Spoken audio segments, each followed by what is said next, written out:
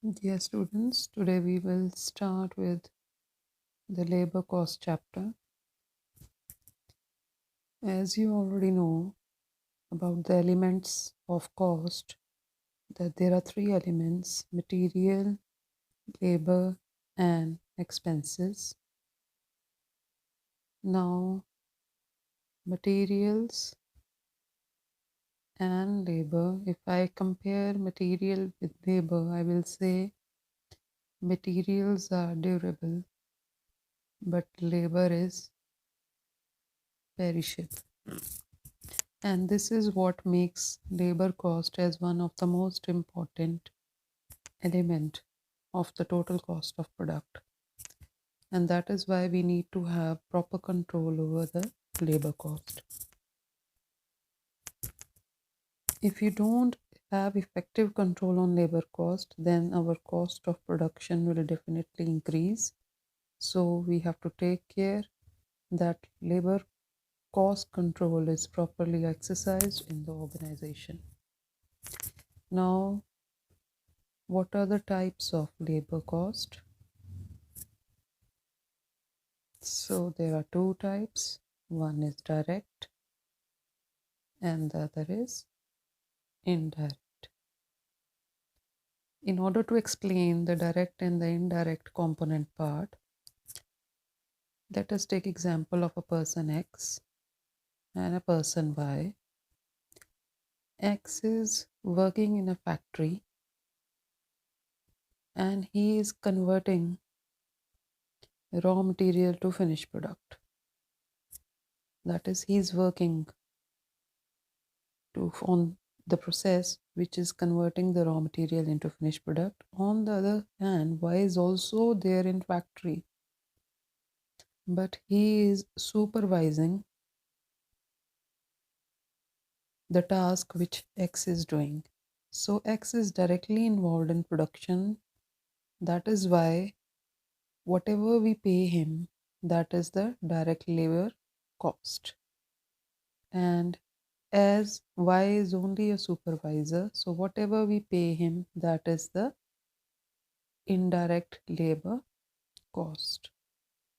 So what are the major points of distinction between the direct and the indirect labor?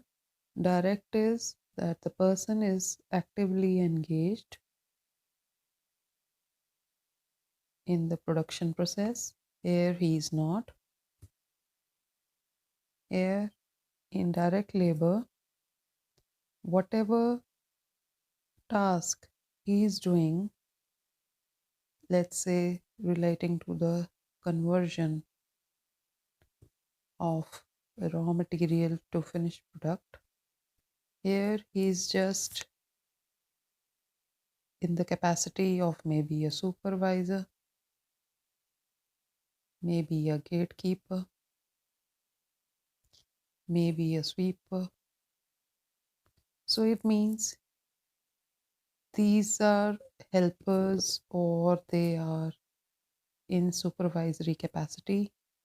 Whatever we give to them, that is the indirect labor, it will form a part of the overheads. But whatever we give to these people who are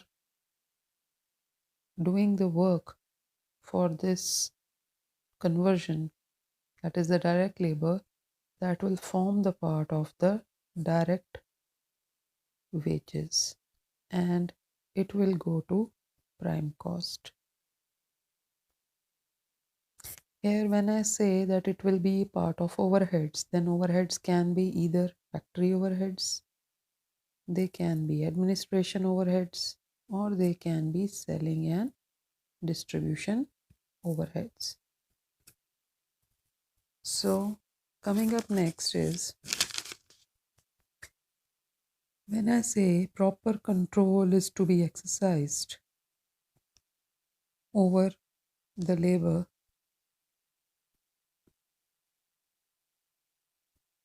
so which is the first problem which is concerning labor arises? That is the labor turnover.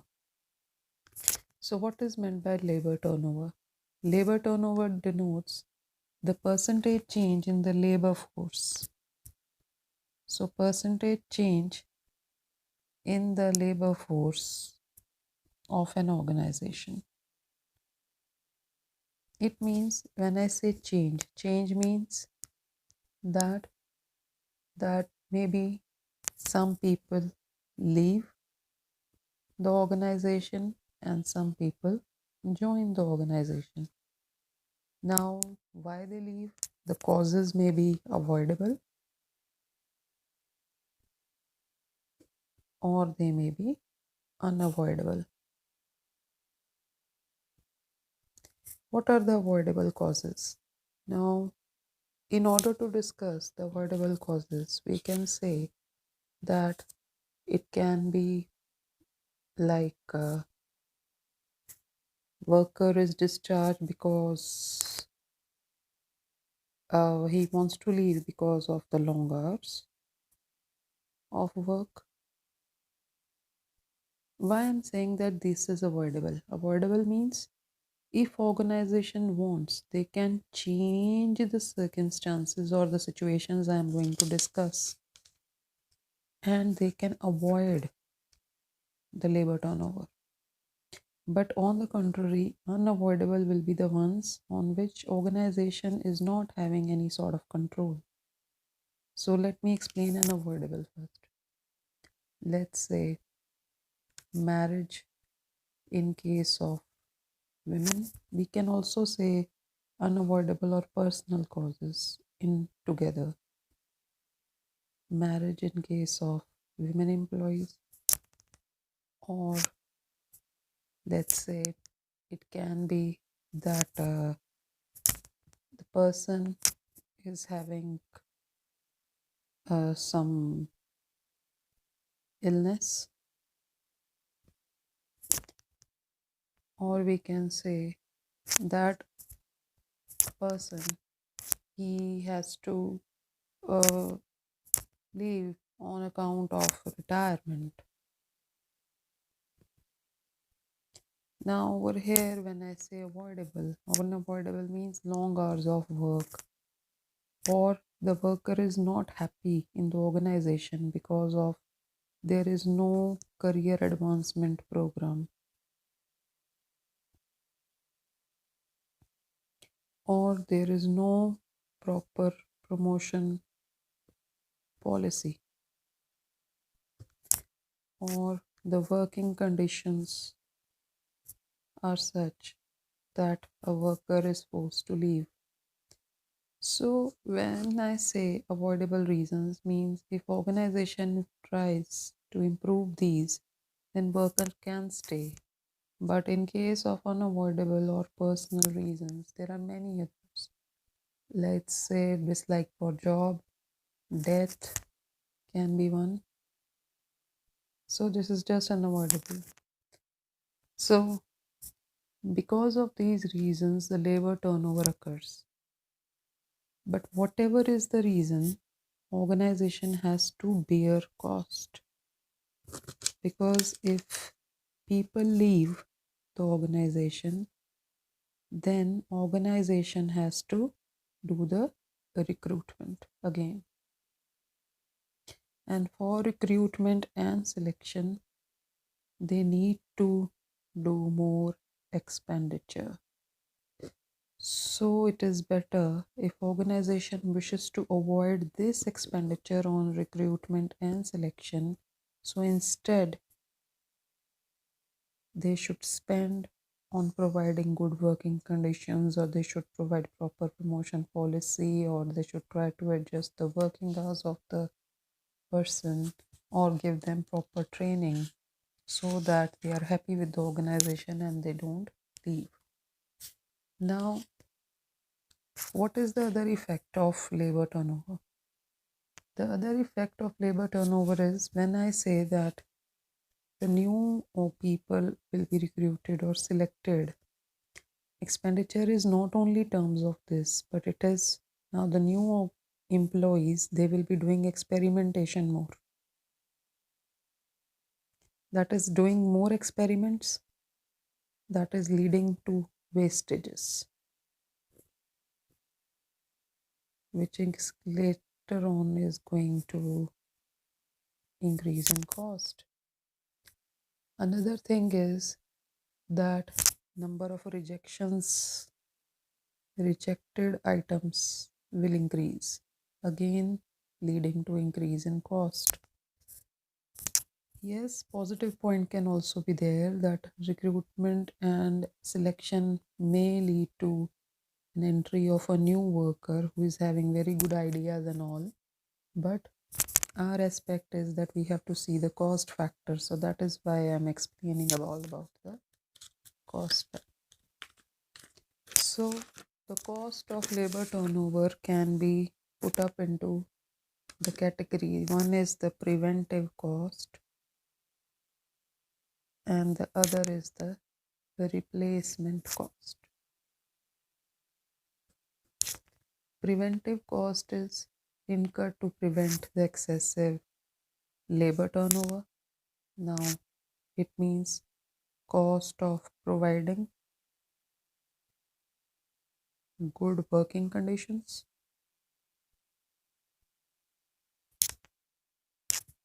providing good facilities.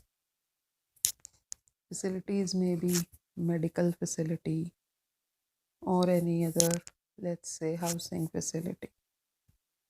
It may be any other also. Then giving them canteen subsidy.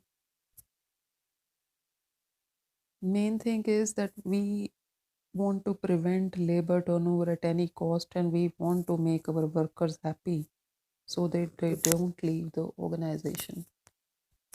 Another can be increasing, spending more on the safety measures. And we always say prevention is better than cure. And on the other hand, replacement cost is that if the worker has left the organization, then what all cost we have to incur? Cost of recruitment of new workers. Then all the people who would be recruited need to be trained also. So the training cost. Then because the people are new, so there is going to be wastage, spoilage, defectives. All these is going to increase in the cost. Of course, more wear and tear of machinery.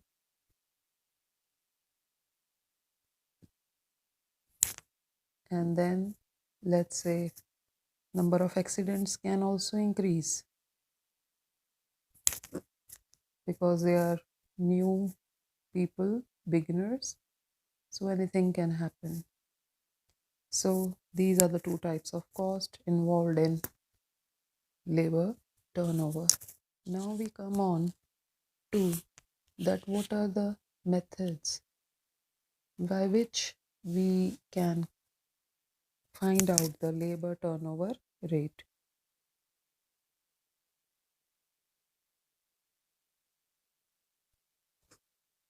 So the labor turnover rate, the first method is flux.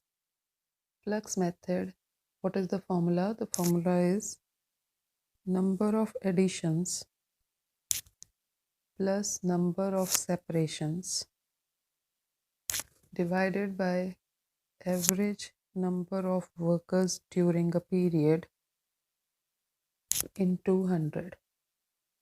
For example, if I say at the beginning of the month, in the beginning there were 500 workers and at the end there were 600 workers, and this is the beginning and end of the month, let's say April 2019, and then we are told that during this month 5 workers they left, so the left will go into separation category, and 20 were discharged. Discharged means we ask them to go, so again separations, they will also be added into separations, and 75 workers were recruited. So recruited means they joined. Joined means the additions. So what is the formula? 75 plus 20 plus 5 upon. Now upon is the average number of workers. Average, how to calculate average? That is 500 plus 600 average. That is, we will be doing half of this. So what does it turn into? We get nearly about 100 upon 550. So it comes out to be 18.2% approximately. Wow. I'll have to check that. I think 1.82%. I'll have to check the percentage. I'll see. Calculate the percent. I think 18.2% effectively is going to be the answer. So this is the flux method. Now coming up, the next one is, that is the replacement method.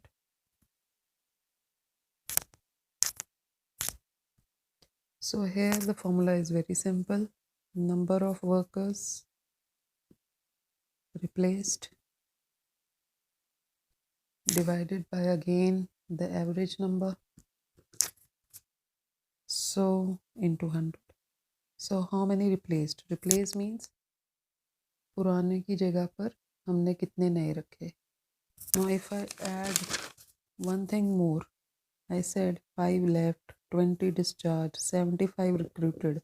But यहाँ पर sentence में आगे कर दूँ, out of which 10 were recruited against the people who left. मतलब 10 उनमें से हमने रिक्रूट किए इनके बदले में. ये जो हमने ऊपर छोड़ गए थे उनके बदले में वी रिक्रूटेड 10. एंड जो रेस्ट थे वो कोई नई एक्सपेंशन स्कीम के अगेंस्ट थे. सो रिप्लेसमेंट, रिप्लेस मतलब पुरानों की जगह पर जो नए रखे हैं. तो that is what 10 I told. तो 10 अपॉन एवरेज हमारा 550 आया हुआ था, तो इंटू 100. तो I think it is going to be 1.8% लगभग. You can check it, the percentage part. Then is the third method. Third method is the separation method. So separation method is again, as the method says, so number of separations upon the average number of workers into 100. So how many were separated? Now how many were separated? Separated मतलब जो छोड़ गए. तो कितने छोड़ गए थे? 5 left, 20 discharged, and they all were separated. So number of separation is 25. So we take 25 upon 550 into 100. So I think approximately 4.5%. So you can check. So that's it for the first part of labor chapter. That is, we have done labor turnover. Rest we'll continue with labor idle time, and also we'll be doing the overtime cost in the next part. Thank you.